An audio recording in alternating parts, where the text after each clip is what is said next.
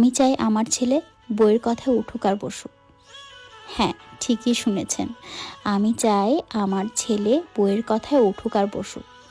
কথাটা হাস্যকর শোনালেও এটাই সত্য। অনেকে বলতে পারেন বাস্তব বড়ই কঠিন। হ্যাঁ, আমি জানি বাস্তব বড়ই কঠিন, কিন্তু কি বলেন তো, আবেগে গা ভাসাতে আমি রাজি নই।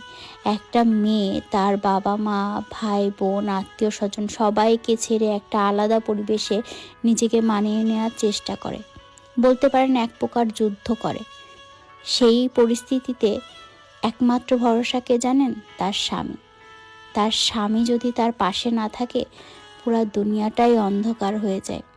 আর স্বামী পাশে থাকলে সেই সংসারে যে যত কথাই শোনাক, যতই খারাপ ব্যবহার করুক না কেন, কোনোটাই কোনো কিছুতে গায়ে লাগে না।